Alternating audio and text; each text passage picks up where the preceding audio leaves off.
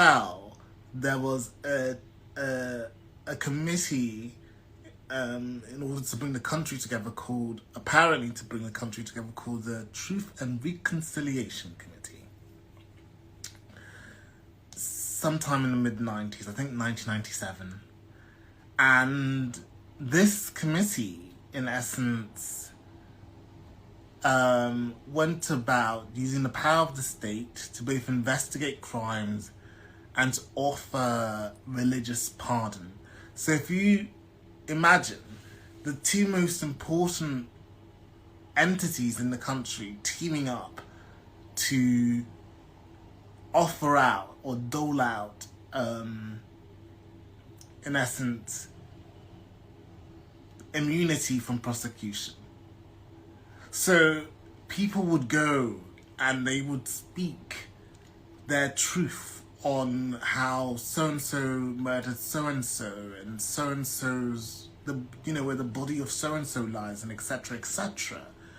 And this would be televised on TV, and then you'd have a Desmond Tutu, the bishop, sat in a chair next to, with this full apparatus of state behind him, offering out, religious consolation. And fast forward 20 or so years, South Africa is in a position where, because there was no actual justice, there was the show of justice, but not real justice. Xenophobia is rife, because in a country that has prized the scarcity mentality and the crab in a barrel mentality for so long, where there hasn't really been a true decolonialization of the structures. For example, it's the same families that once owned vast swathes of South Africa still own vast swathes of South Africa. And the land hasn't been reparceled out to the people that it was once taken from. So I'm very conflicted by Desmond Tutu's death, but I'm sort of leaning towards being skeptical of the real terms in which I would say his life was actually helpful.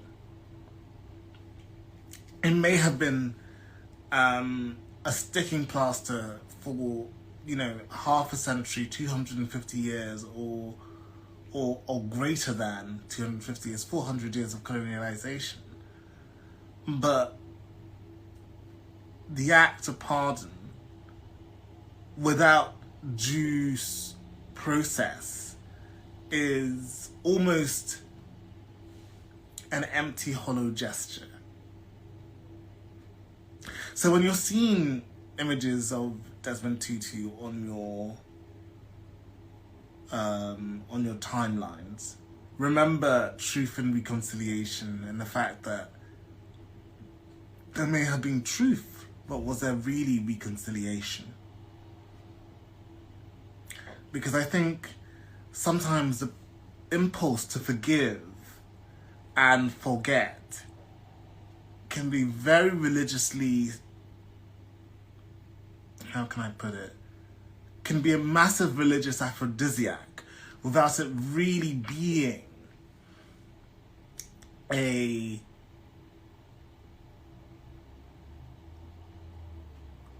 possibility. So it is in essence more attractive to forget than it is to deal with the root cause, which only seems to, in essence, provide succor to those who have wronged you, because there is no way of holding them accountable and having them recognize that they have wronged. Prison, for one, is one of those ways in which you can hold people